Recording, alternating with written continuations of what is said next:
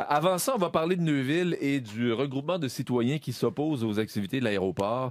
Les citoyens disent avoir la certitude maintenant qu'au final, l'aéroport de Neuville va être un projet beaucoup plus gros que ce qu'en disent les propriétaires.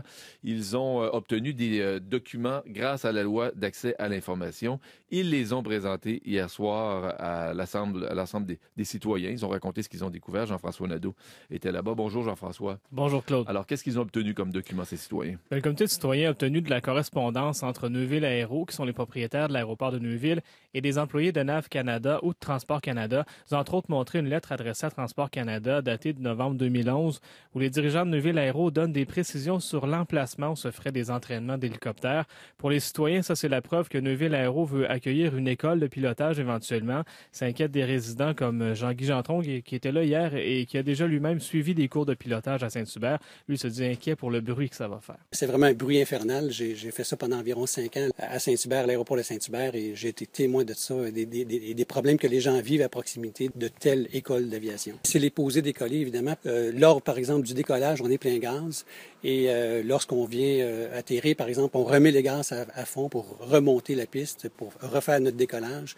Et à ce moment-là, et ça, c'est vraiment très, très, très bruyant, parce que les élèves, il faut qu'ils en fassent souvent, parce que c'est des phases critiques durant le vol. Bon, et pourtant, Jean-François, Neuville Aéro, depuis le début, dit non, on a un petit projet qui consiste en quoi, essentiellement? Un projet là, d'accueillir entre 15 et 50 avions, peut-être d'ici 2017, des petits Cessna, des avions vraiment de plaisance pour le loisir. Pour avec les gens. Une piste de décollage. C'est ça, une piste de décollage d'environ 900 mètres, et c'est tout. OK. Les citoyens hier ont aussi présenté un autre document, celui-là daté d'août 2011, où le président de Neuville Aéro demande à Transport Canada de faire des vérifications auprès de NAV Canada concernant l'emplacement de son projet d'aéroparc. Et là, c'est le mot aéroparc là, qui est important là-dedans.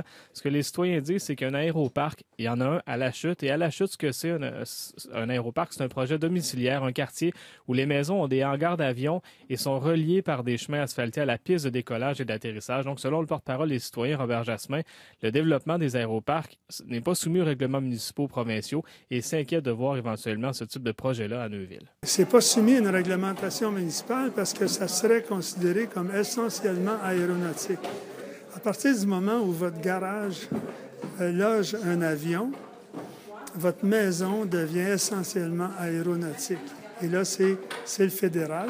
Puis le fédéral n'a aucune réglementation, quelle qu'elle soit, pour l'aménagement du territoire ou les règlements de zonage.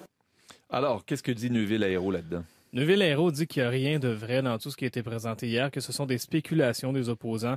Neuville Aéro répète qu'elle n'a pas l'intention d'ouvrir ou d'accueillir une école de pilotage.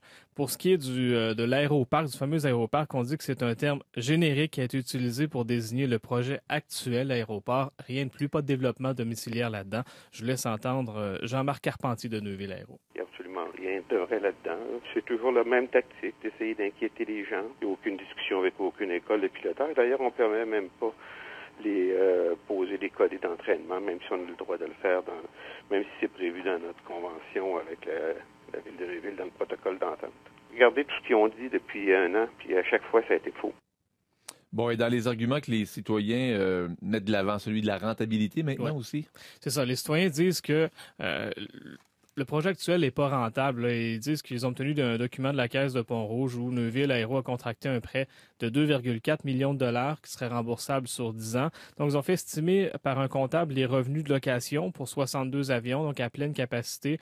Ils ont aussi estimé les dépenses incluant l'hypothèque et des frais d'opération en comparant d'autres projets similaires comme Saint-Hubert, entre autres. Et selon le regroupement, l'aérodrome dans sa forme actuelle, enregistrerait des pertes annuelles de 142 000 $. Je laisse encore entendre Robert Jasmin. On a calculé ce que rapporterait une pleine location de stationnement d'avion avec les coûts fixes auxquels ils sont soumis et avec le remboursement de l'hypothèque. C'est absolument impossible d'arriver ou c'est une faillite monumentale ou ils ont un plan d'affaires qu'on ne connaît pas et qui comprend d'autres choses que de la location d'espace pour avion.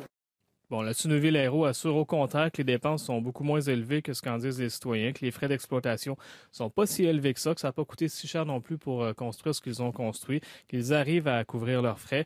Hier soir, la salle du conseil municipal était pleine. Il y avait un peu plus de 80 personnes qui ont assisté à cette rencontre d'information-là. Les citoyens à la sortie étaient pour la plupart inquiets. Voici quelques commentaires. Moi, je reste au nord de l'aéroport, puis je suis très déçue de ce que j'ai appris ce soir. Probablement l'école de pilotage et tout, là. Très décevant. C'est juste une opération d'argent. Il n'y a aucun intérêt. C'est juste une petite vite, là. C'est beaucoup de bruit. Il n'y a aucun intérêt à vivre là. Ça m'a surpris parce que je pensais vraiment pas que c'était dessiné comme ça. Dans l'ensemble, c'est la manière que ces gens-là sont arrivés ici, puis ce qu'ils ont dit au monde, puis c'est pas vrai. Neuville-Hérault le dit, le répète, on est transparent si les citoyens ont des questions, s'ils ont des craintes. Ils n'ont qu'à s'adresser directement à nous. On va pouvoir leur répondre et ils accusent le regroupement de citoyens de mener, dans le fond, une campagne de salissage contre leur projet. La même stratégie, disait-il, là, depuis toujours dans l'extrait que vous avez entendu tout à l'heure. On en est où dans le projet? Là? Est-ce que ça avance? Oui, ça fonctionne. Il y a des avions qui décollent et qui atterrissent. Oui, c'est fonctionnel. Parfait. Depuis plusieurs mois. Merci de la précision, Jean-François. Merci beaucoup. Il est 7h45 minutes. Alors, Patricia.